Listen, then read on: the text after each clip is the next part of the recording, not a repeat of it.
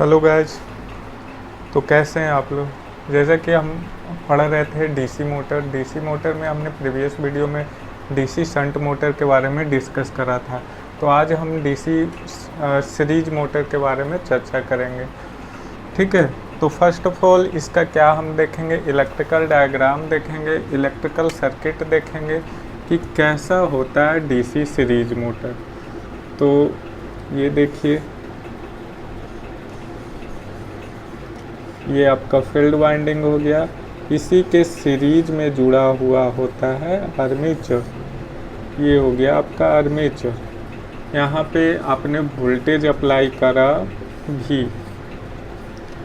तो इसमें जो करंट फ्लो होगा आई करंट फ्लो होगा, इसमें भी आई। ये क्या है, फील्ड वाइंडिंग है, इसका कुछ रेजिस्टेंस होगा, हम मान लेते हैं RAC। इसका भी कुछ रेजिस्टेंस होगा, हम इसका रेजिस्टेंस RA मान लेते हैं। और यहाँ पे एक EMF जनरेट होता है जिसको हम बैक EMF बोलते हैं।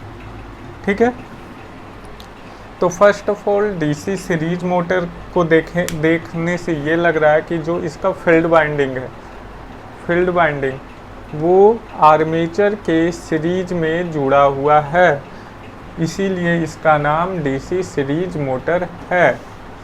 ठीक है, तो फर्स्ट पॉइंट लिखेंगे, the field winding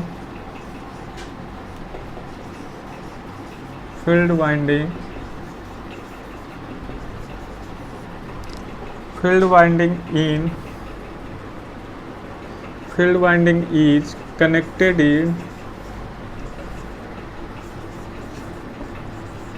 connected in series with armature. ठीक है, अब देखो यहाँ पे थोड़ा सा ध्यान देने वाली बात ये है कि शंट मोटर में हम देख रहे थे कि जो वाइंडिंग होता है इसके पैरेलल में होता था। वाइंडिंग कैसा होता था, इट मीन्स शंट मोटर का कुछ ऐसा डायग्राम था।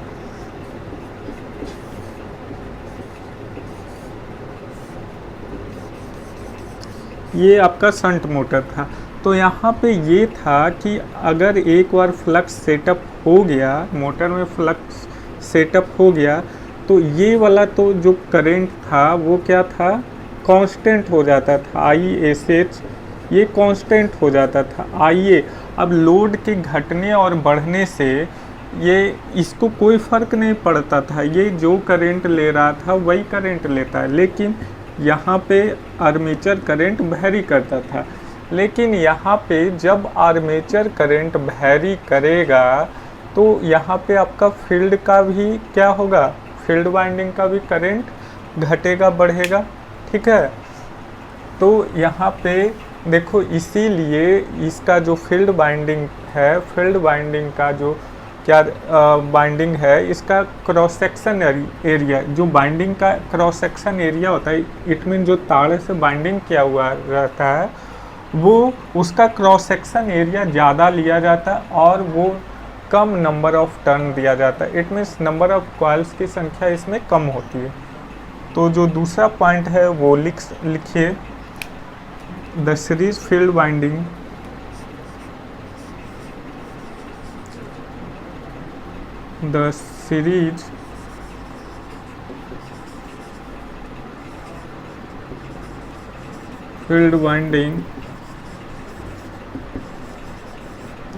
the series field winding consists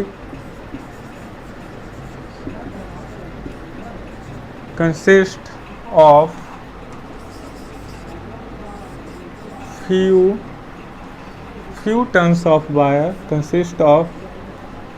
turns of wire, few turns of wire of large cross section area. ठीक है, ये तो था। अब इसमें देखते हैं, अब इसमें हम देखते हैं इसका क्या होता है, इसका डेरिवेशन जैसे हमने शंट में देखा था वोल्टेज इक्वेशन, करंट इक्वेशन, उसी तरह इसका क्या होगा, इसका क्या इक्वेशन होगा। तो हम जानते हैं यहाँ पे शंट में हमने देखा था वोल्टेज हमेशा कांस्टेंट होता है, दोनों के क्रॉस कांस्टेंट वोल्टेज हो रहा था। बट ये क्या है, सीरीज कनेक्शन है, तो सीरीज कनेक्शन में यहाँ का वोल्टेज अलग होगा, फील्ड का वोल्टेज अलग होगा, इसके क्रॉस वोल्टेज अलग होगा, ठीक है। इसके अक्रॉस करेंट दोनों में सेम होगा, क्योंकि हम जानते हैं बेसिक में हमने पढ़ा है, बेसिक इलेक्ट्रिकल में, कि जो आपका क्या होता है, जो सीरीज सर्किट होता है, सीरीज सर्किट में करंट आपका सेम होता है, पैरेलल में आपका वोल्टेज सेम होता है। तो इसलिए करंट इक्वेशन कितना होगा, देखिए करंट इक्वेशन कितना होगा,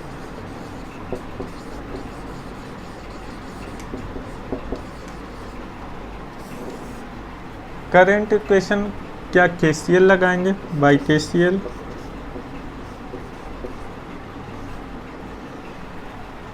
I बराबर, अब यहाँ पे हम कुछ मान भी सकते हैं, इसमें जो फील्ड में जो करंट है इसको IAC हम मान लेते हैं, इसमें जो करंट इंटर कर रहा है इसको IA हम मान लेते हैं। तो I बराबर क्या हो जाएगा, I बराबर जो करंट यहाँ पे इंटर कर रहा है वही करंट इसमें भी तो फ्लो कर रहा है, तो IAC हो जाएगा, वही करंट आपका IA हो जाएगा ना, इसका U जाएगा, इसको अभी इक्वेशन फर्स्ट माने हैं। अब देखो वोल्टेज इक्वेशन, पहले इतना नोट डाउन कर लीजिए,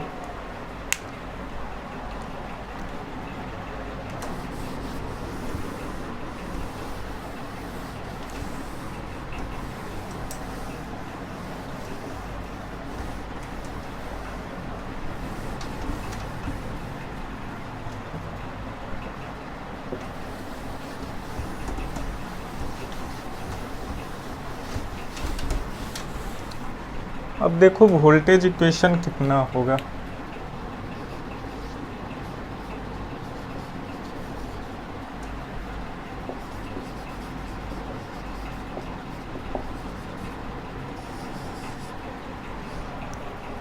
अब यहाँ पे आप KVL लगा लो, KVL लगा लो, इस पूरे सर्किट में KVL अप्लाई करो, ठीक है। By applying KVL,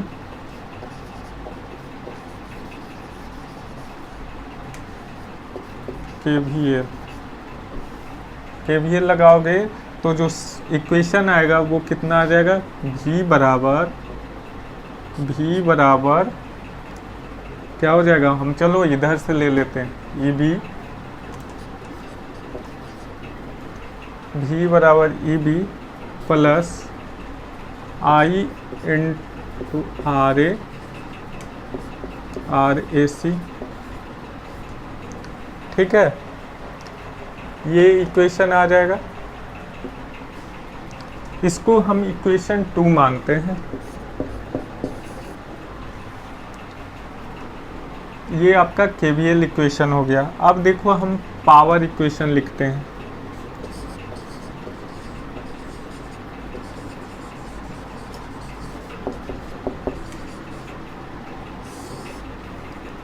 power equation, अभी जो इक्वेशन आया वोल्टेज में हमने जैसे कि शंट में भी करा था, I से दोनों तरफ हम मल्टीप्लाई कर देंगे, तो मल्टीप्लाइंग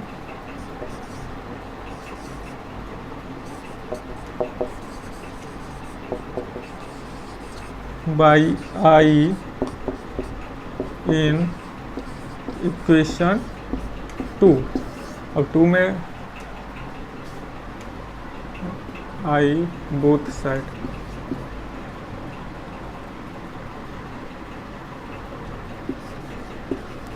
बोथ साइड हम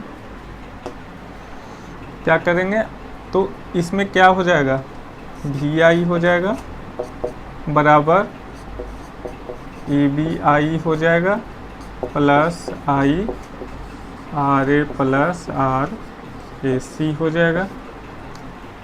ठीक है। अब यहाँ पे जैसे कि कल हमने देखा था, ये जो आपका क्या है, ये क्या आ रहा है, ये आपका इनपुट पावर आ रहा है, ये आपका इनपुट पावर। तो यहाँ पे हम डायरेक्ट लिख देते हैं P in, समझ जाना चाहिए P in, क्योंकि प्रीवियस वीडियो में हमने बता रखा है। चलो मैं लिख ही देता हूँ। ये क्या है, इनपुट पावर। अब ये क्या है, ये आपका मैकेनिकल पावर है, मैकेनिकल पावर। ठीक है। और प्लस ये क्या है, अच्छा सॉरी, यहाँ पे हमने गलती कर दिया, यहाँ पे आई स्क्वायर हो जाएगा ना, ये आपका आई स्क्वायर हो जाएगा। ये क्या है, आपका लॉसेज है दोनों में, ये दोनों में लॉसेज हैं। कौन सा लॉसेज, कॉपर लॉसेज। तो हम लिख देते हैं losses of, losses in armature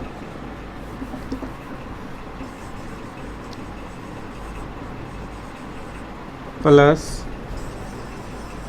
losses in field.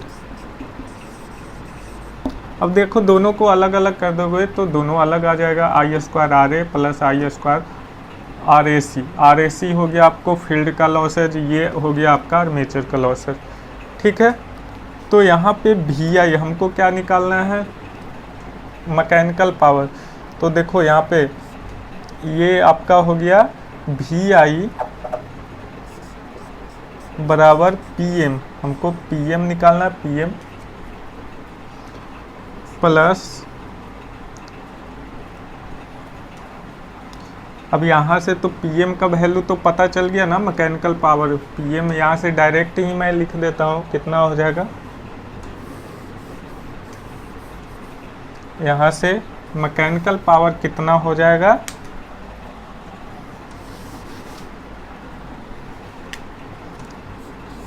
PM बराबर EBI हो गया, यही तो। ठीक है। चलो अब ये इक्वेशन को नोट डाउन कर लो, क्योंकि ये आगे काम आएगा जब आप कैरेक्टरिस्टिक पढ़ोगे इन सबों का, तब ये काम आएगा। ये इसको इक्वेशन 3 मान लेते हैं, वहाँ पे इन इक्वेशन को समझने में काम आएगा।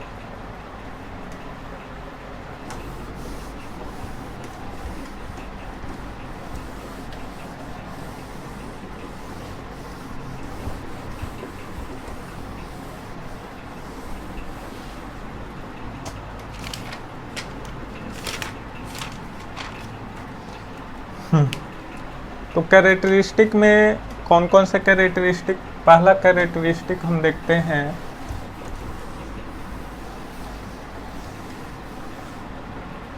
Characteristic of DC series motor. क्या आप पढ़ रहे हैं,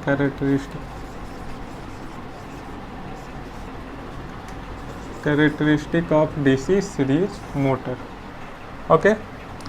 तो पहला कैरेक्टरिस्टिक हम देख रहे हैं स्पीड आर्मेचर करंट कैरेक्टरिस्टिक। क्या, स्पीड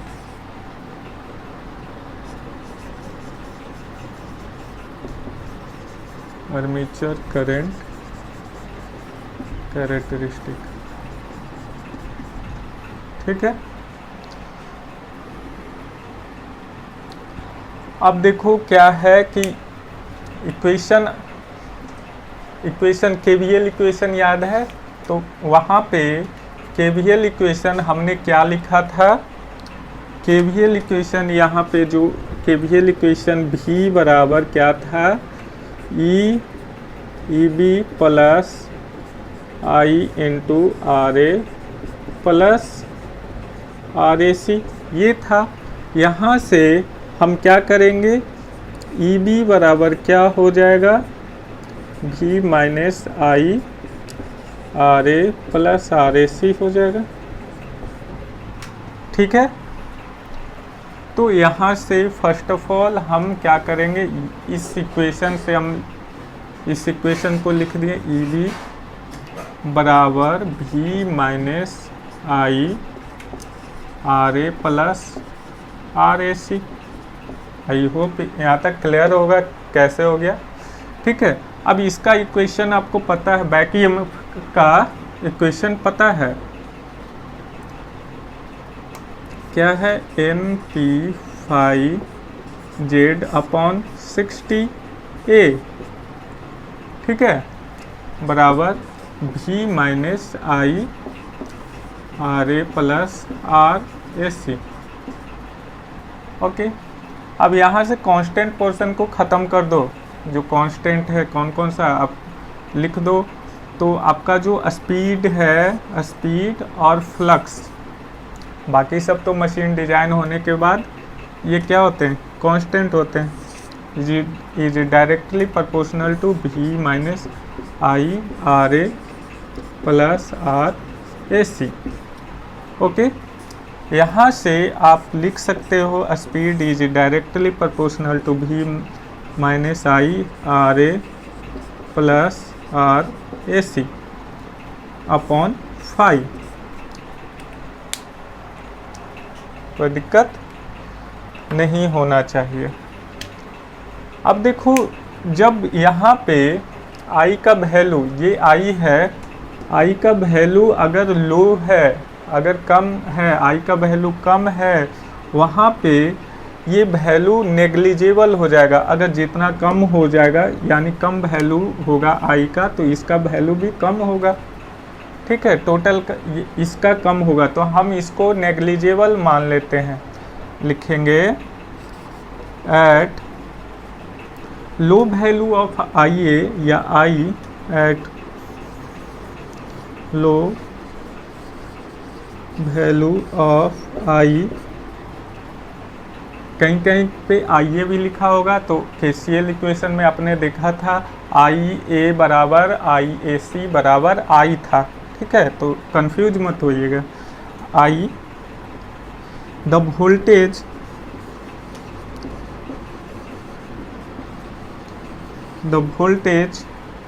ये क्या है, एक वोल्टेज है ना, आई आर ए है, तो ये वोल्टेज के फॉर्म में लिखा हुआ voltage I R A plus R A C is negligible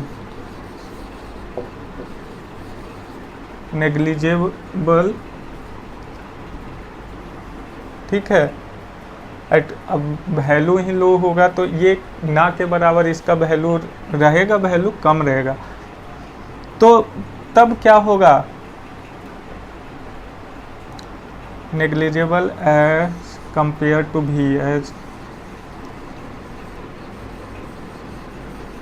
compare to भी, वोल्टेज के रिस्पेक्ट में ये नेग्लिजिबल हो जाएगा। तब क्या होगा, एन जो है इज डायरेक्टली प्रोपोर्शनल टू भी अपॉन 5 हो जाएगा। ठीक है, अब यहाँ पे देखो क्या है, भी क्या है, कांस्टेंट है। वोल्टेज आपका आपने अप्लाई कर दिया, ये क्या है, कांस्टेंट है। तो लिखेंगे सिंस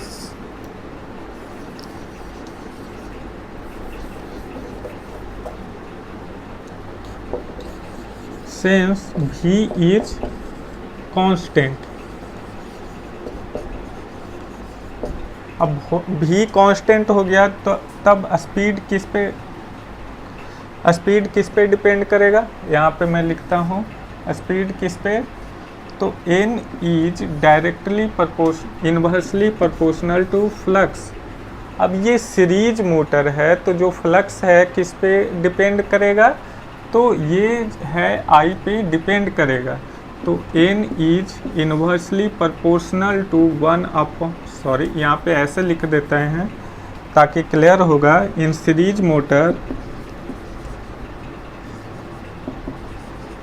मोटर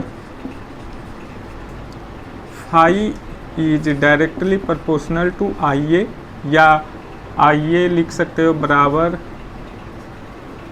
आई ए सी, कुछ भी लिख सकते हो। ठीक है, या आई, सिर्फ हम आई लिख देते हैं, आइए, ठीक है।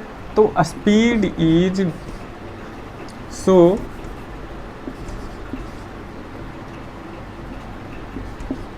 Speed is inversely proportional to 1 I A हो गया, आई ए हो गया, या आई भी हो सकता है, ठीक है। इसे मैं इक्वेशन ए मान लेता हूँ, ओके। यहाँ तक नोट डाउन कर लीजिएगा, पहले यहाँ से यहाँ तक, फिर ये नोट डाउन कर लीजिए। इसके बाद हम ग्राफ बताते हैं कैसा बनेगा।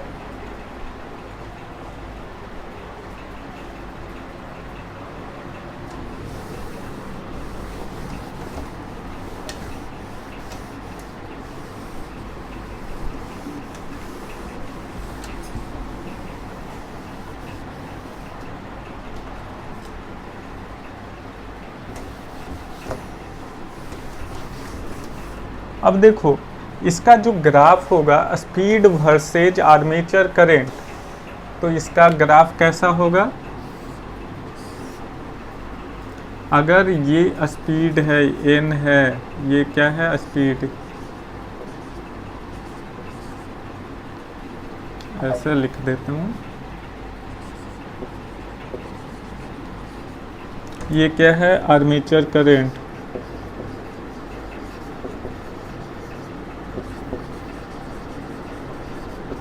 आइए। तो इसका जो ग्राफ बनेगा कैसा बनेगा? इन्वर्सली प्रोपोर्शनल का ग्राफ कैसा बनता है? 1/x का ऐसा ग्राफ बनता है। तो जैसे जैसे जितना ज़्यादा आप करंट को बढ़ाओगे स्पीड आपका डिक्रीज हो जाएगा, ठीक है। अब जितना जीरो के पास करंट रहेगा वो क्या होगा, इनफाइनाइट तक जाएगा, ठीक है।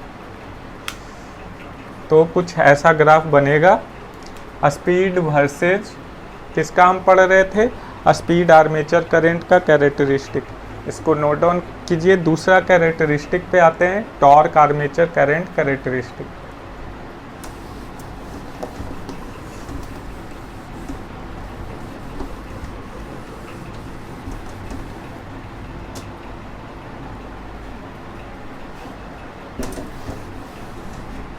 दूसरा जो कैरेक्टरिस्टिक है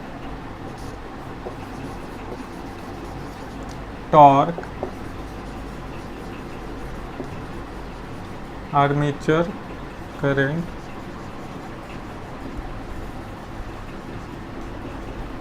कैरेक्टरिस्टिक, ओके। ये सिंपल है। जब टॉर्क का इक्वेशन देखे थे तो टॉर्क का इक्वेशन जो ग्रॉस टॉर्क आया था वो कितना आया था, टाउ जी बराबर, ये पढ़े थे phi, tau G is directly proportional to phi I A पढ़े थे, ठीक है। तो यहाँ ये कौन सा मोटर है? In series motor.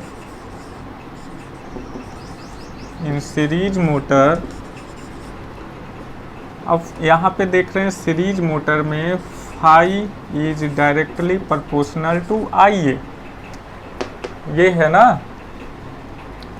तो सीरीज मोटर का ये सीरीज मोटर में जो फ्लक्स होता है वो किस पे डिपेंड होता है? आई ए पे।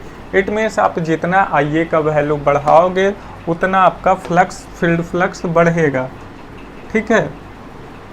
Then T G is directly proportional to I A into IA. It means TG is directly proportional to IA square. Okay, I hope ये क्लियर होगा, ठीक है। तो इसका ग्राफ कैसा बनेगा?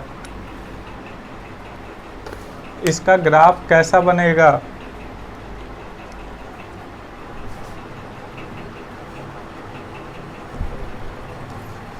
अब ये देखो, ये टी जी यानी टाउ जी जो है किसके, आई स्क्वायर के बराबर, आई स्क्वायर के डायरेक्टली प्रोपोर्शनल है।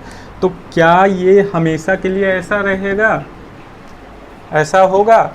नहीं, ऐसा नहीं होगा। अगर ये क्या हो गया कि एक बार सेचुरेट हो गया तो ये फ्लक्स कांस्टेंट हो जाएगा। तो आप इस कॉइल में जितना भी करंट को आप फ्लो करवा लो, ये इसका फ्लक्स क्या होगा, बढ़ेगा नहीं, एक कांस्टेंट फ्लक्स पे फिर आ जाएगा। तो आफ्टर सेचुरेशन लिखेंगे, after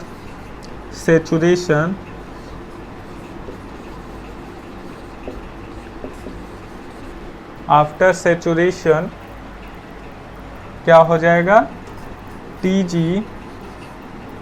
is directly proportional to IA के होगा। तो इसका जो ग्राफ होगा कुछ ऐसा होगा। ये किसके किसके बीच में हम पढ़ रहे हैं, किसके किसके बीच में, टॉर्क और आर्मेचर करंट। ये हो गया Tg टॉर्क, ये हो गया आर्मेचर करंट।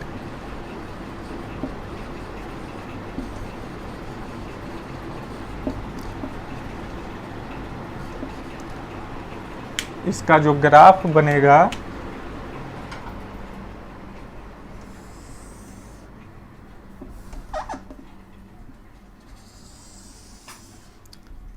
हल्का सा एक्सपोनेंटियल रहेगा और फिर लीनियर हो जाएगा। इसमें भी कुछ लॉसेज होते हैं, वो कंसीडर किए जाते हैं। ठीक है, तो ये हो गया टाउ जी। ये आपको फिर ये नेट टॉर्क जो मिलेगा ये है। ओके, ठीक है, चलो तो देखो इसको हम इक्वेशन बी मान लेते हैं, इसको इक्वेशन बी मान लेते हैं। जैसा कि पिछला में हमने ए माना था, इसमें हम बी मान लेते हैं। ठीक है, इतना नोट डाउन कर लीजिए। उसके बाद तीसरा कैरेक्टरिस्टिक भी इसमें हम देखेंगे।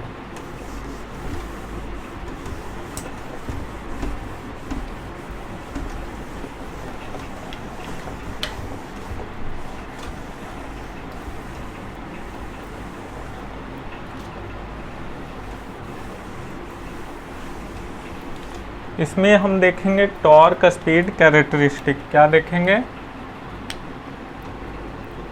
तीसरा है टॉर्क स्पीड कैरेक्टरिस्टिक। ठीक है, तो इसमें फ्रॉम इक्वेशन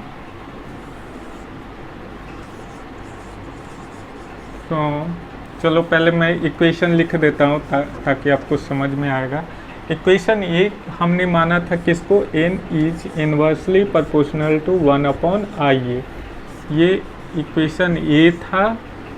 दूसरा इक्वेशन जो हमने दूसरा में माना था क्या, Tg is directly proportional to क्या, IA था ना, ये इक्वेशन बी। अब from equation 1 A and B sorry A and B से जो नया बनेगा क्या होगा, तो IA के जगह पे हम TG रखेंगे यहाँ पे। यहाँ तो फिर जो नया आएगा n is inversely proportional to 1/TG। ठीक है, इसी से आप इक्वेशन दूसरा इक्वेशन बना सकते हो।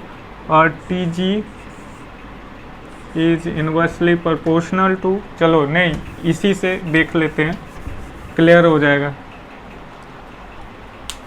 तो देखो जो आपका इसका ग्राफ होगा वो कैसा होगा, इट मीन्स आपको स्पीड, अगर टॉर्क, स्टार्टिंग टॉर्क क्या होता है, स्टार्टिंग में आपका करंट मैक्सिमम होता है ना, उस समय ये भी इनर्जाइज होता है।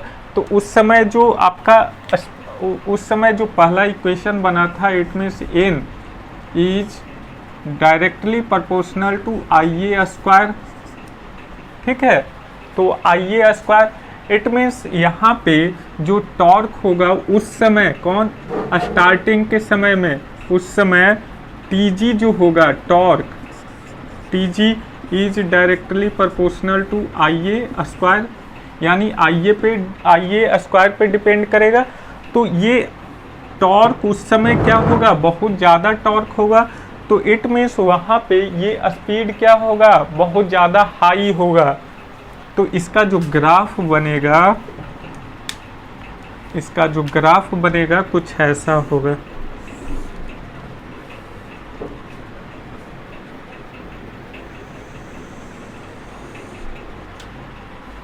ठीक है, ये आपका टॉर्क हो गया टीजी और ये हो गया आपका speed.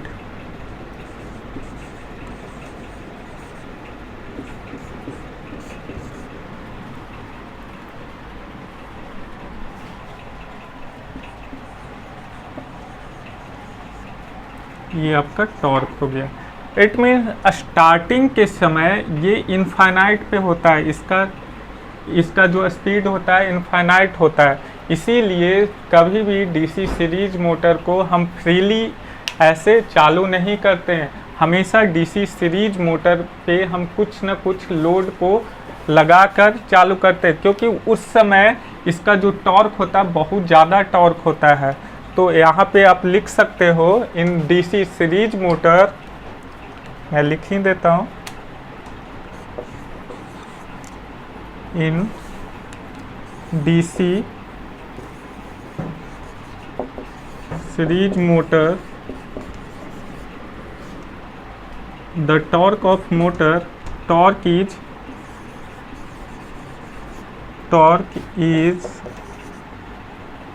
Starting torque, sorry,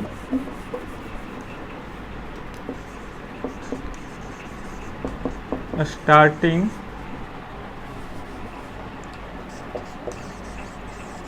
torque is very high, बहुत ज़्यादा होता है, बहुत ज़्यादा। ये एक कंक्लूजन यहाँ से निकल के आया। ठीक है, सो इसी में लिख लीजिए,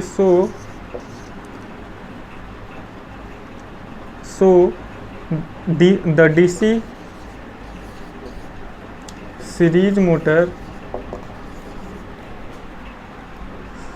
DC series motor never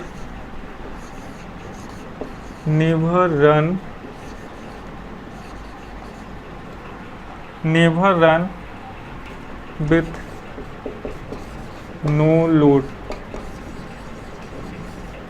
no load पे हम कभी भी उसको नेवर स्टार्ट, हम यहाँ पे हम रन नहीं स्टार्ट करेंगे, स्टार्टिंग में हम कभी भी नो लोड पे इसको हम ऑपरेट नहीं करते हैं। ठीक है, तो ये तो था कुछ डीसी सीरीज मोटर का इम्पोर्टेंट कैरेक्टरिस्टिक और ग्राफ भी देख लिए। ठीक है, तो अब इसके आगे हम इसका कुछ एप्लीकेशन भी देख लेते हैं, कहाँ पे इसका टॉर्क हाई स्टार्टिंग टॉर्क होता है, तो इस वजह से इसका यूज कहाँ पे हम करते हैं। ठीक है, तो हाई स्टार्टिंग टॉर्क जहाँ पे रिक्वायर्ड होगा वहीं पे हम इसका यूज करेंगे। तो हाई स्टार्टिंग टॉर्क हमेशा ट्रैक्शन सिस्टम में यूज किया जाता है। तो एप्लीकेशन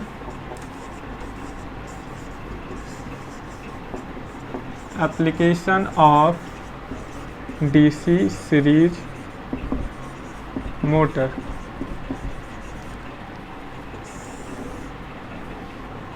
कहाँ कहाँ करते हैं, तो इलेक्ट्रिक ट्रैक्शन,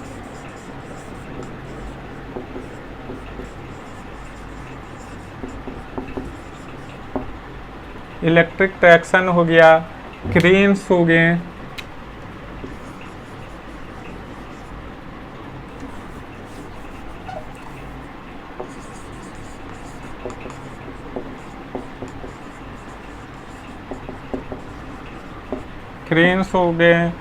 एलिवेटर्स हो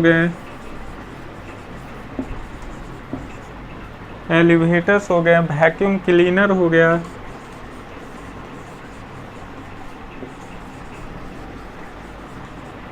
वैक्यूम क्लीनर, हेयर ड्रायर,